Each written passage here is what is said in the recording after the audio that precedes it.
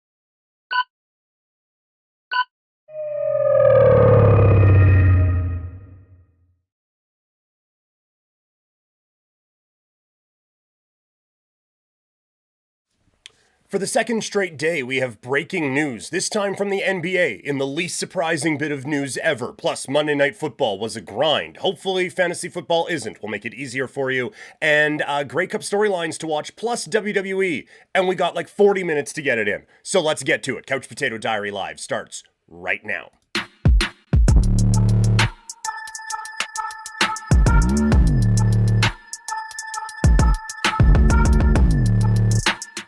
Welcome, everyone, to Couch Potato Diary. My name is Peter Klein. Thank you very much for hanging out today. Obviously, here in Canada, today is Remembrance Day. In the States, it is Veterans Day, and so wanted to start the show off by saying, if you are serving or have served, we thank you so much. I cannot begin to imagine what that sort of a life is like, and for people to make those sacrifices so that we could have the way of life that we have is just unbelievable.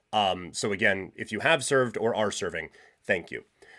We are here today talking some sports. We got Toxic and Tall John in the Twitch chat. We got a lot to talk about. Some breaking news in the NBA.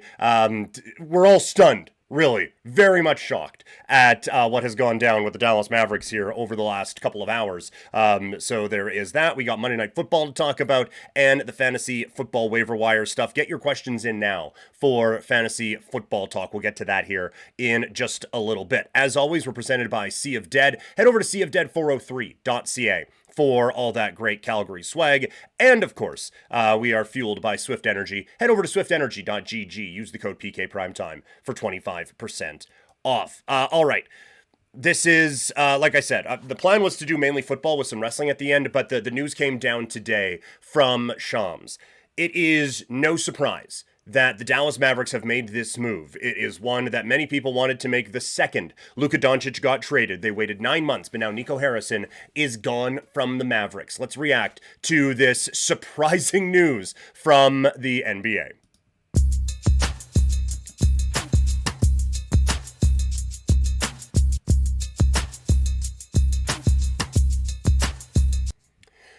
We're stunned. All of us. Shocked. Absolutely flabbergasted, really, that the Dallas Mavericks have fired Nico Harrison 9 months after the trade of Luka Doncic.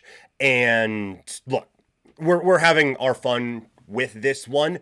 I tend to be of the belief, usually, that this early into an NBA season, if you were going to fire someone because things weren't going well, then why were you doing it to begin with? Like, give people some time, or fire them in the offseason. That being said, this is a special circumstance, because when you trade Luka Doncic for Anthony Davis, you are, whether they want you to believe it or not, even a team with the first overall pick, you are shortening, closing, whatever, your championship window. And so you are graded more on the here and now than what is going on in the future. And the here and now has been an abject disaster for the Mavericks. Let's just take a old peek-see here at the NBA standings real quick. Let's just go there. Let's go. Yeah, we'll go by conference. We'll have to scroll. We have to keep scrolling. Oh, hey, they're 3-8 to start the season. They are currently tied with the New Orleans Pelicans, who everybody's laughing at right now. They are ahead of holy crap, the East sucks. They are ahead of Brooklyn, Indiana, and Washington, who all have one win so far this season. It's been awful. And there isn't. Yesterday, we did the day ball thing, and it's okay. You know what? This was a roster construction issue, not a coaching issue. They fired the wrong guy. This one, they're 3-8 and having a team meeting, and Harrison is walking around like the Tim Robbins sketch of the guy in the hot dog costume. Like, yeah, we're all trying to figure out who's responsible for this. Do I think that they have utilized Cooper Flagg in the most optimal ways? No, I do not. Like Jason Kidd, I think bears some responsibility here, but this one's obvious. The body is not cold yet. The gun is still smoking, and it's in the hands of Nico Harrison. It's obvious where this whole thing went wrong, and this will go down as one of the all-time blunders and one of the worst trades in the history of the NBA. Even if neither team does anything, like if both teams just go on to be average for the next 15 years, the entirety of Luka's career, both the Lakers and the Mavericks, peak at 44 wins, and their the worst that they go to is 38 wins. Even if they're just that, this is one of the worst trades of all time. When you are looking at what it meant for the fan base and the market and how devastated their team was. Also, when you look at a team that had gone to the NBA Finals and had been close to the NBA Finals before, you broke up a championship caliber team to try to change the identity. And look, I kind of bought into this team this year. There was an issue of who was going to play point guard. I don't think answering that with the rookie who hasn't played point guard in his life was the right move to make. But obviously, you're not going to go make a big splash because Kyrie Irving is coming back. I bought into it a little bit. I was completely wrong on this thing. I said that there are so many different ways where this team can get to over 500, but everything that has gone poorly this year is predictable. And when you trade Luka and you have this superstar and you have the proof of concept of this superstar working, going to the NBA Finals. And I understand that a couple game Windy got on him for the cardio thing and all of that. But you had one of the top 3 players in the NBA carry you to the NBA Finals, and you get rid of him for Anthony. You don't get nearly enough back. You trade him away for Anthony Davis, who has always been an injury risk, and that has played out this year. It is an all-time blunder for the Dallas Mavericks, and now Luka looks good, and that has to play a part into this, right? Like, all the talk, well, Luka wasn't getting in shape. I am sure that, hate's a great motivator, and everyone, now LeBron's going to be able to sink his teeth into him and make him this absolute super machine.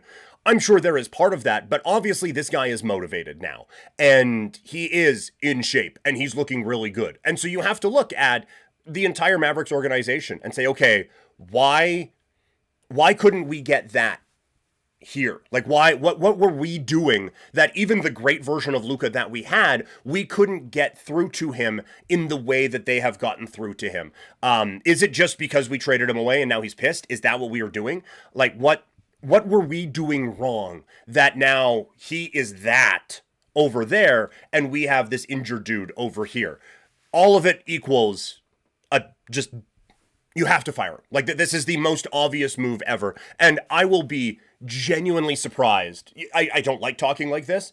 I will be genuinely surprised if this guy gets another job as a general manager in the NBA. How can you? Right? Like, what fan base is going to be stoked that you are bringing in the guy who traded Luka Doncic? And rightly or wrongly, Nico Harrison, I don't know him from Adam, but that is going to be the first line of the biography. Like, his full name is now Nico Harrison, the general manager who traded Luka Doncic. Like, that is, not to be morbid, but on the obit, it is going to be Nico Harrison, comma, general manager who traded Luka Doncic, comma, blah, blah, blah. Like, the biography, the everything, that is going to be the first line of it. And then the first paragraph. He could go out and solve world hunger.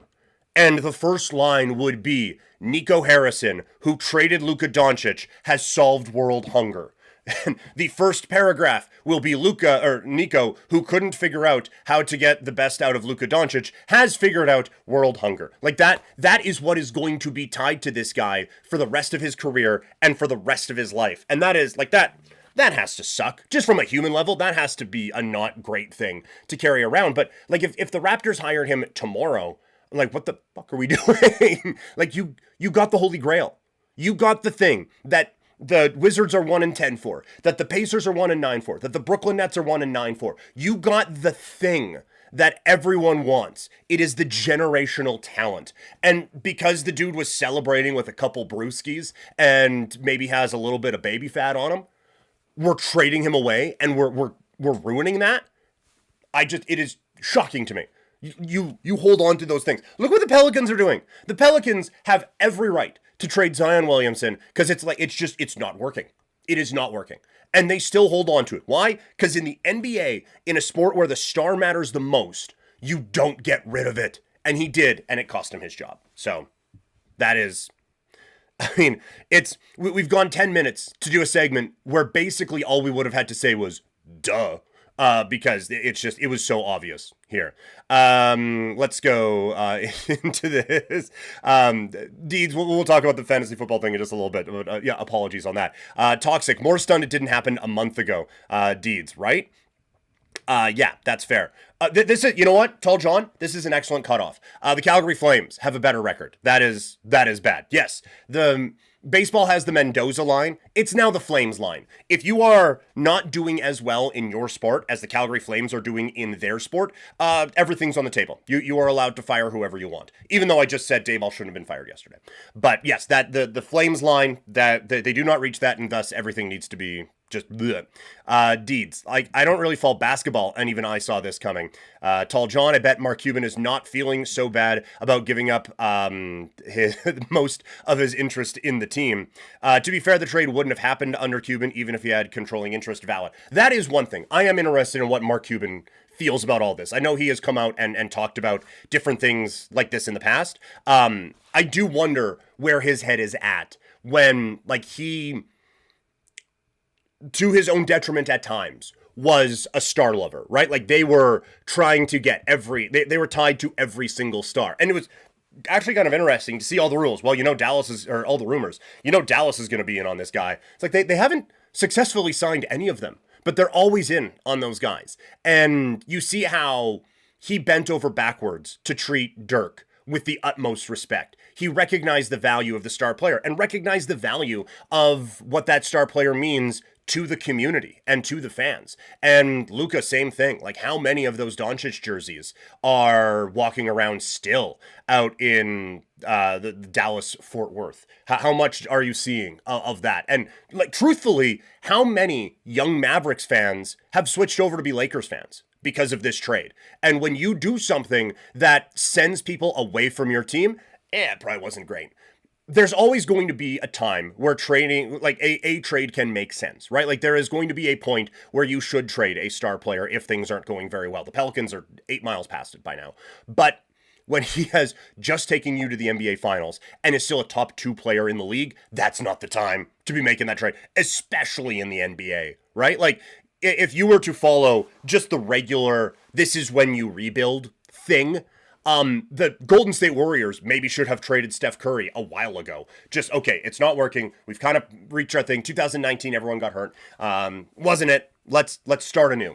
Instead, they kept it all together, and Steph Curry won a championship in 2022. You hold on to your stars in the NBA, and Nico Harrison didn't, and now he's out of a job. But yes, the Mark Cuban of it all, there's no chance any of this happens under Mark Cuban. But let me know your thoughts. Is there a way you can defend Nico Harrison, aside from he got generationally lucky in the draft lottery and was able to draft Cooper Flagg? What else can you say to defend Nico Harrison? I would love to see it, either in the chat live or in the comment section. Also, if you got some Mavericks fans and you want to celebrate, because I'm assuming that's what today is, a day of celebration, let me know, or let them know, and hit that share button, send it out to them, and help keep this conversation going. It's been fun in the chat, seeing a few guys in there today, lighting it up, so happy that we're able to do this here on what is a very important holiday here in North America. But let's now move to the world of the NFL. If you guys want to keep talking about the basketball, throw it in the chat and we can get back to it in a bit. But we have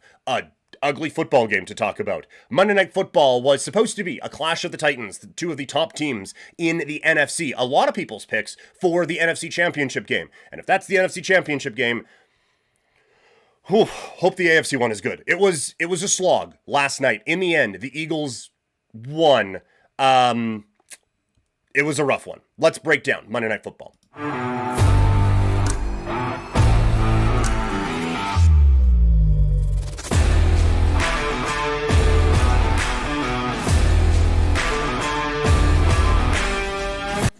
Monday Night Football saw the Philadelphia Eagles survive a grind of a football game against the Green Bay Packers. And look, just because a game is low scoring doesn't mean that it was bad. That being said, this wasn't a great football game.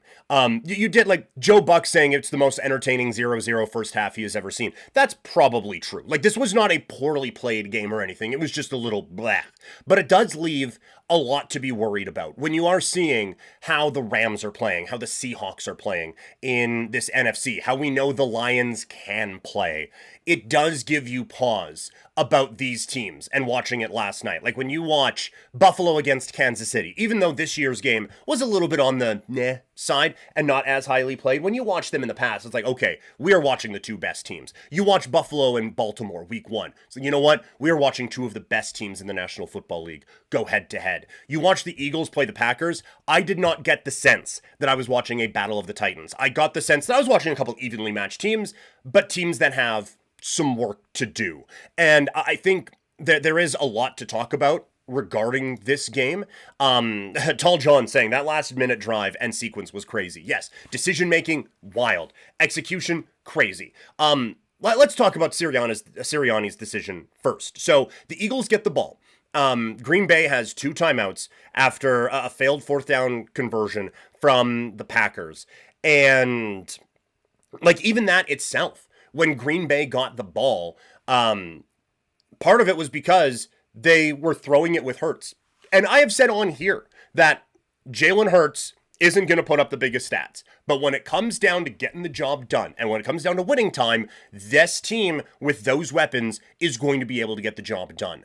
But they threw it twice. It was incomplete. You allow the Packers to save their timeouts, get a drive. 4th down doesn't work, but now they've kept their timeouts. You extend the game, gives them another opportunity to go out and try to win. And then they've shut down the Eagles because everyone knows they're going to run the ball. There are some injuries on the offensive line for Philadelphia right now, which is the big concern in all of this. It's like Hurts, whatever. Saquon, maybe he's not what he was before. Play calling, whatever. The offensive line not being dominant is kind of the thing that this team has always hung their hat on. And if they're not going to be that, boy, that's a big problem for Philadelphia. And so you are doing it, and then 4th and 9, I believe, or 4th and 6, comes up. And the Eagles are deciding to go for it. Not a move I hate, by the way. You have a Green Bay team that, while not executing at a high level in this game, is still a pretty good team. And so there have been times where I have been frustrated about teams punting the ball to the other team and giving high-level offenses and high-level quarterbacks an opportunity to win it. Like to me, I would rather take the chance of just, I'm not even gonna give them the ball back. What my issue is the play call. And I understand, like AJ Brown is a really, really good contested catch guy and a really good deep threat dude to try to like haul those in. Like that is his bread and butter. And so I understand, just throw it up, let him make a play. And like one of the worst case scenarios is the defensive back turns around and intercepts it, and it basically acts like a punt. And when you see it live, obviously there's a ton of face shielding going on with that. But when you see it live, the ball kind of hangs around in his arm area for just a half beat. And I was like, oh my God, he's going to pick this. It turns out he wasn't. It was just the way the ball bounced. But I was like, oh my God, that would be such a blunder after this blunder. But this is where I have issues with this Eagles team, is that they don't seem to know who they are, but they'll tell us who they are. And then when it comes down to the big moments, they get away from that. I don't understand it. We know the best thing the Eagles do is run the football. Saquon Barkley, he's great at that. Jalen Hurts, he's really dangerous with it. But they go through these stretches where they want to prove that they can throw the football and they want to prove that they can execute in those ways. This was not the time to prove that. The best play the Philadelphia Eagles have is an RPO with Barkley, generally speaking, with Jalen Hurts keeping it. To me, one of them, aside from the tush push, one of the most automatic plays in the sport right now is a Jalen Hurts scramble for 5 or 6 yards. That just, like that, it's why you can kind of justify the low passing numbers, is because you just let that guy run with the football and he just wins. Like that is what he does. So that was the most obvious play to run in that spot. RPO, a couple quick slants with AJ Brown. Like you want to do the contested catch thing with Brown, do it right in front of your quarterback and take away some of the variance of a deep pass there. Like that was so not the play call at that time. So it wasn't just the decision to go for it. It was the decision to go for it in the way that they did. And like, I don't get it with this team. You have all of these weapons and it has been so ugly all season. And they go through these stretches, like I said, where they're trying to prove that they can be the deep passing team, and they can get it to AJ Brown a ton, and they can get it to Devontae Smith a whole lot. They can be that team. And sometimes they'll try to prove that, you know what, stats don't matter to us. We're just going to get 100 yards and we're going to, like, it just, for a Super Bowl champion, it still feels like they have a lot that they're trying to prove to people. And I don't love that mentality that they have. I also, it's not as good as it was last year. Hurts, for whatever reason, it's been ugly this season. Saquon Barkley isn't as good as he was a season ago because the offensive line isn't as good as it was a season ago. Like, this just isn't as good of a football team as they were last year, which is fine because the one last year won the Super Bowl. But you have to be concerned about what you have seen with Philadelphia. After that, they still win the football game because the Green Bay Packers, again, cannot execute. And this is becoming a thing. And I it is a bonus episode for another day, but I'm not the biggest believer in clutch and everything like that. And the best way to get me to start cheering for a guy and rooting for him is to start the narrative, oh, well, this guy can't win in the big game. And it's not that Jordan Love can't win in the big game. It's that he hasn't yet, and he kind of acts like he has. And I appreciate staying calm, we're mellow, we're focused, we're zen in the big moments. I get that. There still needs to be urgency with your play, though.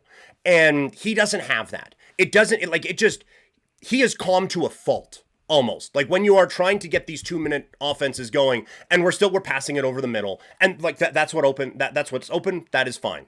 But there isn't that urgency of like, hey, we kind of need to get this thing going here a little bit. It's in the pocket and it's looking.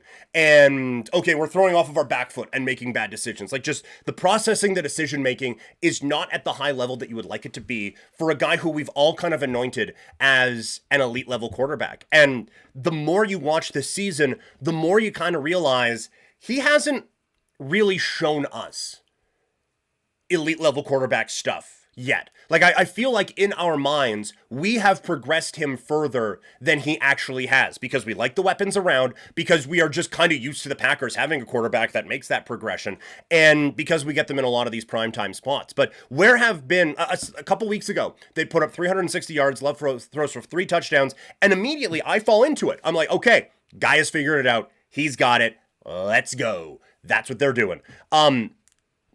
But then in the big moments, it doesn't happen. We haven't had the Jordan Love game in a game that's mattered a whole lot. And now, like, this division is snug. We can talk about all we want about the Bears and the Vikings being frauds. I can talk all I want about how the Lions, just something's a little bit off there. And I still feel that, by the way. Something feels a little bit off with that team. But regardless, this division is still close. This conference is still close. This is a team that was a Super Bowl favorite coming into the year, and the playoffs are not a guarantee.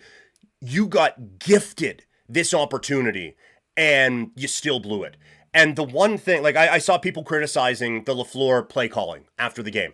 I'm not there. I think LaFleur maybe a touch overrated based off of a good season, but I think we do that a lot. When a team has a good offensive season, oh, this coach is a guru. And when they don't have a good season, it's, oh, well, he's lost his fastball, doesn't know it. I'm sure there is more to it than that, and we just don't fully understand it because we're not doing a deep dive on play calling sequences and everything like that on every single team every single week.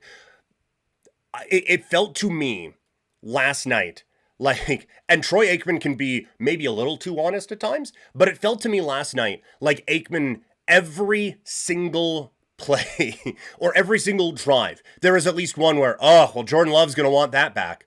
The pass to Watson, the deep one, on the drive before this drive. It might have even been the last one, where he has him kind of going on, I guess, like a skinnier corner route down the left seam, and he throws it up, and it's a contested catch, and it's incomplete, because the safety comes over and makes that play. And to me, like, just watching it initially, it's like, okay, well, that's not, like, safety came over, made the play, you're throwing it to your deep ball guy, that's okay. And Aikman immediately is like, that's when Jordan Love's going to want back, because if he throws it more toward the sidelines, it allows Watson to run over and make the catch, instead of having to do a contested catch with one of the better safeties in the National Football League. And that's kind of the next level that Love needs to get to. It feels like he's kind of throwing it to where guys are a lot and not necessarily anticipating a lot of the other things. And there have been a lot of misses on big plays this year. Matthew Golden fantasy owners are well aware of the misses that Jordan Love has had at quarterback this season. But there have been a lot of, if they were just that close, then maybe we could have got to a different area. So it's a problem now, I think, for Green Bay. Not a problem in the way the Raiders have a problem, in that, oh wow, Geno Smith just can't do anything. This is a problem in this team wants to win a Super Bowl, and I don't think that guy can do it.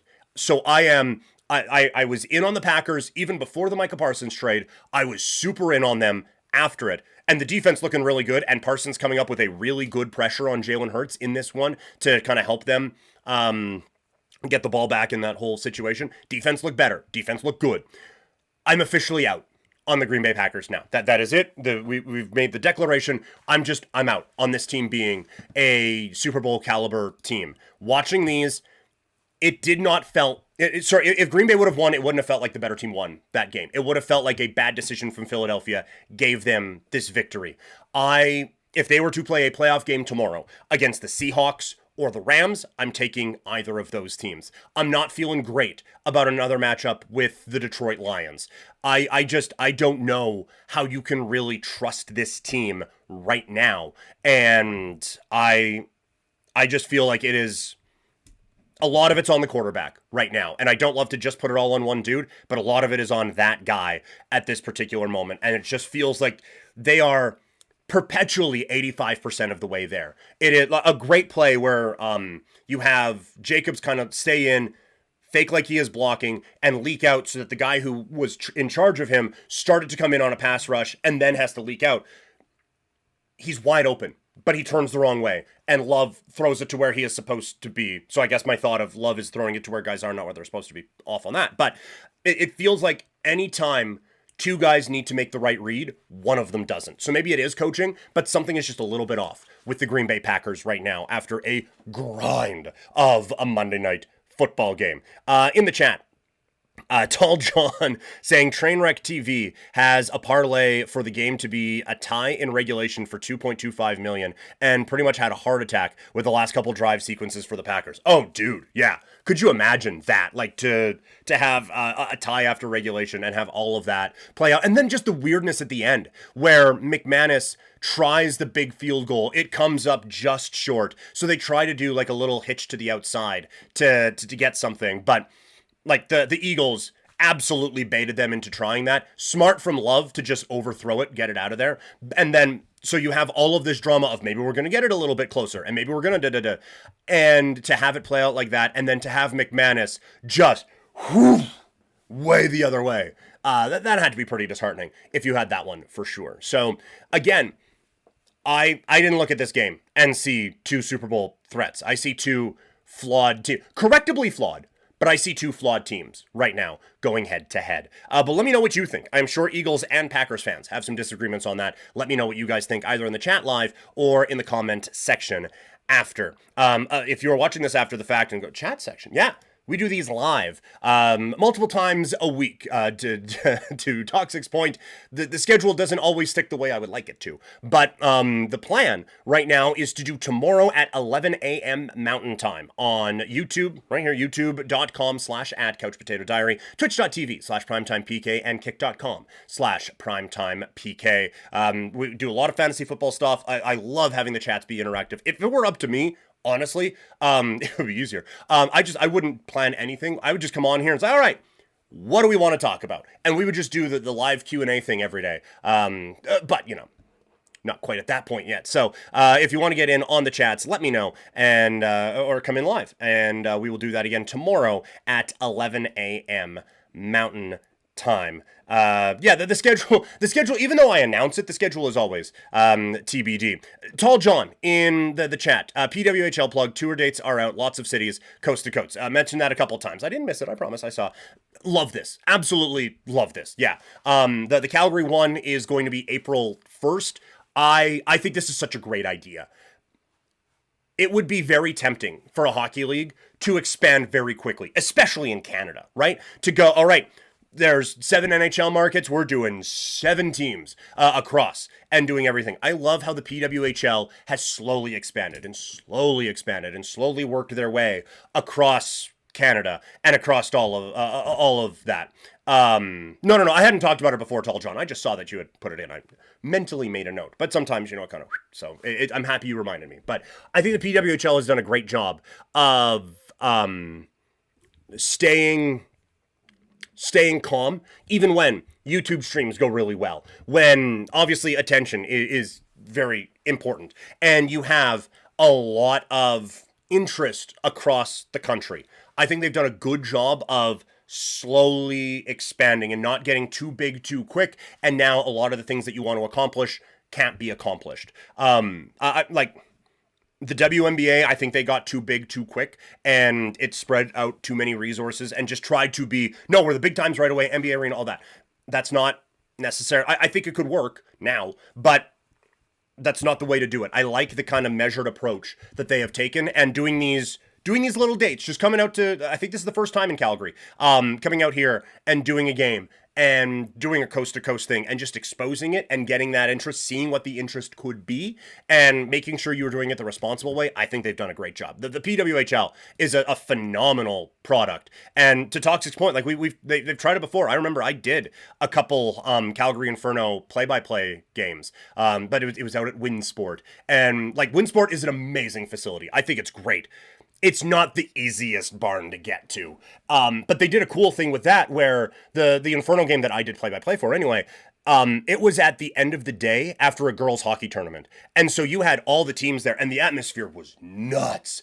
So I thought that was a really cool way that they did it. But no, it does seem like the PWHL has a very firm grasp of what they are, and almost more importantly, what they aren't right now. And seeing like big numbers in Toronto, big numbers in Montreal, they've done great with some of those, but they haven't used that as justification to, well, now we have to go to a 15,000 seat arena in Saskatchewan for 40 games a season, and travel's going to be a motherfucker trying to get out there. They've made it very easy along the way and done a really good job with it. So just absolute full marks, 10 out of 10, no notes to everything that the PWHL has done. But yeah, just absolutely love this. And I just want to say, like, I'm not taking credit for anything. I want to be abundantly clear. But I remember having some conversations at the place that I'm a freelancer with now and was a full-time employee at one point, and saying like, look, I think we're missing something here with women's sports. And the thing you would always hear back from people on the text line in their basements and everything like that is, oh, well, show me a league that's made money in women's sports. It's like, if you guys not know what investing is, you make an investment in something, and maybe it isn't going to be profitable the first second that it happens. But there is so obviously a market there. And I am thrilled that we are seeing example after example of this working. Whether it be the PWHL, WNBA coming to Toronto with the Toronto Tempo. Cannot wait. The merch, 1 billion out of 10. No notes. The soccer league. I wish they weren't at McMahon because I feel like that's too big of a atmosphere, too big of a stadium right now, kind of takes away from the atmosphere. Spruce Meadows is perfect, but I can understand there's a bit of trepidation with everything there, so we're working on it. But I think they've done a pretty good job in year number 1 as well, and it is really showing that there was so much of an untapped market there for so long, and I'm happy that a lot of people are being proven right now with everything that's happened there. Also, Tall John, the jerseys are fire also with the PWHL. 100%. Yeah, they've nailed it with a lot of those. There's still a couple, like I saw the Ottawa one. They're the Cyclones, I think. Again, I need to be better on this part. That is 100%. Like, look, we haven't covered it at all on this podcast. And so that is an area that I need to be better at, for sure. But there was one, oh, well, the Cyclones are upset about this thing. It's like, I don't remember which one of you that is. So, still some growing to be done for me personally, but yeah, no, they've done a great job with everything out there, and can't wait for that to roll through here in April. And they're going, like you said, Tall John, coast to coast, across the country. Dates, I believe I saw something in Nova Scotia. There's definitely some in Calgary. I'm pretty sure I saw Saskatoon. Edmonton has a couple out there as well. So yeah, that is, it's great. It's really, really great what that they have done there. All right, we have only a couple minutes left, and I still want to get to a couple of things on this show. So let's dive into now the fantasy football waiver wire. If you are like Deeds and have had your fantasy football season absolutely crushed, there's still hope. The Fantasy Football Waiver Wire is here for you, and we're here for you to help you through it. Let's talk Week 11 waivers.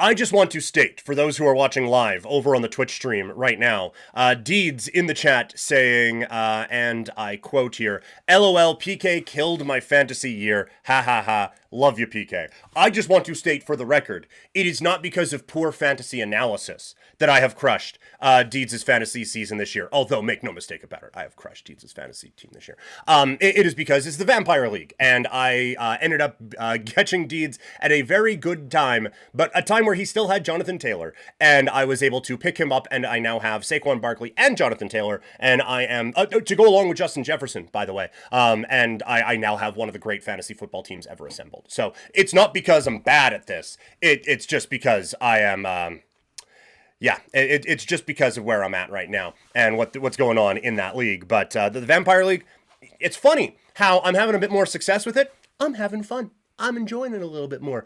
So really enjoying that with a few people here from the Twitch chats, that's for sure. But let's get into it now. Fantasy football time is here. Jacoby Brissett is our quarterback option for the week. He is 20% owned. It's predictable that, oh, hey, he didn't have as good of a game against not Dallas, but he's still been okay in relief of Kyler Murray, now facing a beat-up San Francisco 49ers defense. I think it's another opportunity to have a pretty good fantasy week. And let's just take a look here. Who do we have on bye this week? Only a couple. The Indianapolis Colts and the New Orleans Saints. I am hoping that the Saints being on bye doesn't affect your fantasy team even a little bit, because it shouldn't. But Daniel Jones has been relied on, certainly as a bye week fill-in for some teams as well. So Jacoby Brissett, if we just need to kind of keep that train rolling with Daniel Jones on a bye, I think Brissett is probably the best option. By the way, our cutoff is 35% owned in leagues. Anyone above that, like, take a look in your leagues anyway. These are just the ones who are 35% and lower for the ownership ranking right now on Yahoo. At wide receiver, Tez Johnson, 33% owned. 20 targets in the last 3 weeks. 2 touchdowns in the loss against the Pats. Now a good matchup here against the Buffalo Bills. And still, Godwin doesn't seem like he's coming back anytime soon. Mike Evans definitely isn't coming back anytime soon. But Baker Mayfield is still ballin'. So this is a very good opportunity for Tez Johnson to continue to put things up. Like you saw at Buffalo, they just got iced and diced by the Miami Dolphins last week. They've given up some big numbers as the season's gone on. So I think Tez Johnson is certainly a play that we can be looking at this week. The next one, if his quarterback would have put it in the right spot, Christian Watson has a really good day against the Philadelphia Eagles. He's still just 32% owned. It ends up with only a couple of receptions last week and 2 in each of the last 2 games, but I still think he's really good. And now they go from playing the Philadelphia Eagles defense to the New York Giants defense, which just got their coach fired. So this is a very good get-right opportunity for this Packers offense, and I think Christian Watson has his real big breakout day. The fact that he's only 32% owned still absolutely stuns me. Flabbergasted, even. At running back, Bam Knight, 25% owned. Double-digit touches in the last 4 weeks. It has been a bit of a timeshare there, and he's not great. Like, we are not doing this because he is a diamond-in-the-rough talent. We are doing this because this is a very good opportunity with this offense. Like I said, double-digit touches in each of the last 4 weeks. Now going up against the 49ers defense that, again, is pretty banged up. So this is, again, the opportunity for Bam Knight, I think, to... I don't think this is a league-winning move, but this is hey, we're missing Jonathan Taylor this week. We're missing Alvin Kamara this week. We need to fill that spot. Bam Knight is just going to get us across the finish line. I don't think he's going to win the week for you, but he ain't going to lose it either.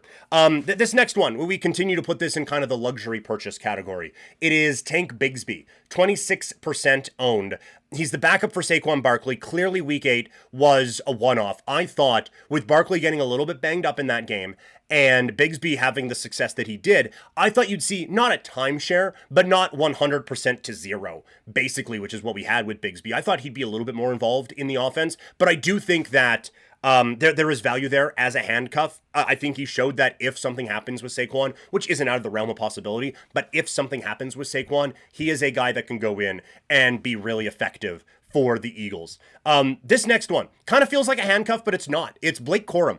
This part I don't get. Blake Corum's 11% owned. There are more than 11% deep leagues in fantasy football. Corum has had at least 12 touches in each of the last 3 weeks. I'm in a couple of 16-team leagues. I would do horrible things to get a running back with double-digit touches in each of the last 3 weeks. Are you kidding me? So this guy at 11% owned, he is clearly part of the game plan, and he becomes a huge part if something happens with Kyren Williams.